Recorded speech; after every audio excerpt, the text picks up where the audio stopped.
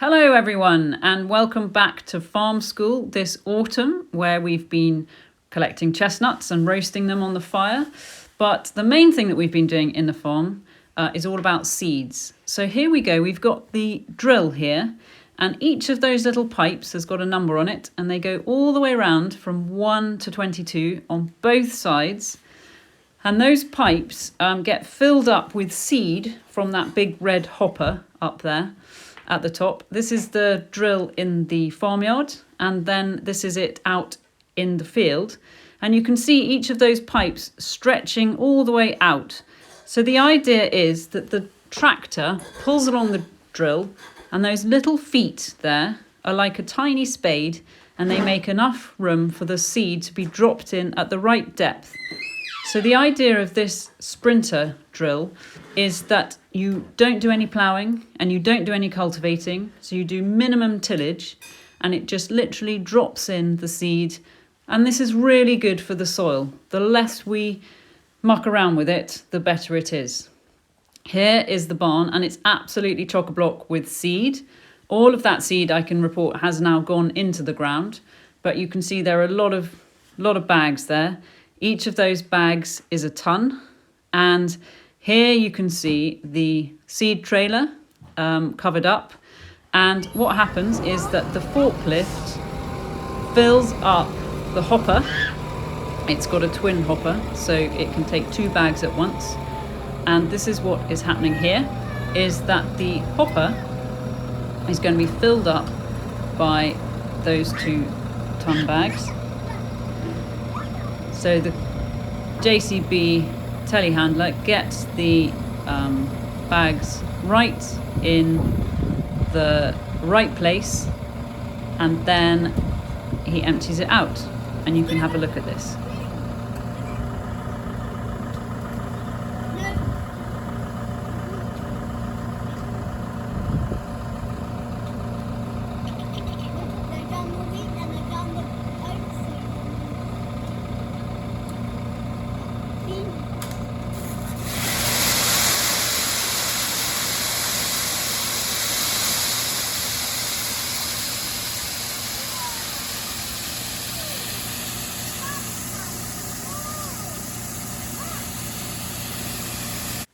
Of course, the danger is that pirates then come and take your forklift.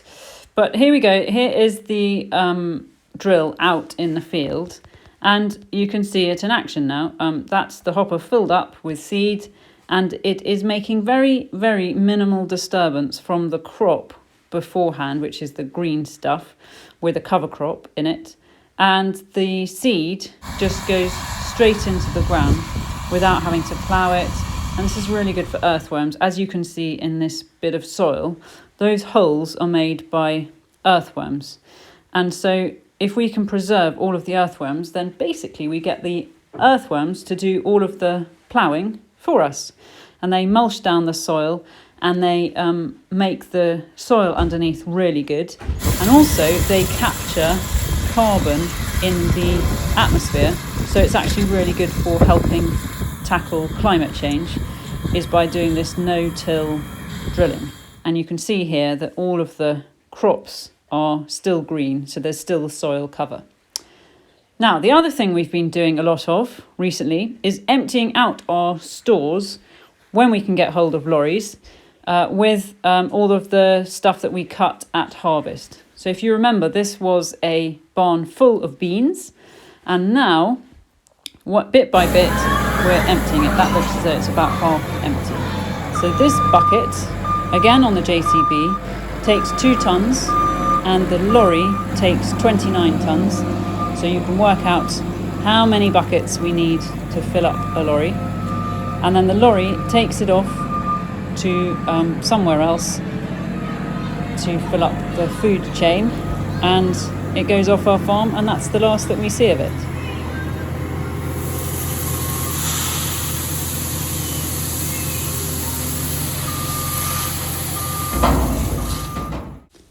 The final thing that we've been doing on the farm, you can see it's been a busy old autumn, is hiring in the services of that ram that you've just seen, the Jacob, and we've been clearing out the sheep troughs ready for the sheep to move in. Now this chap is someone that we've brought in. He's called Jonah, and he's strapped up with a harness because his job over the last month has been to basically get all of these ewes pregnant.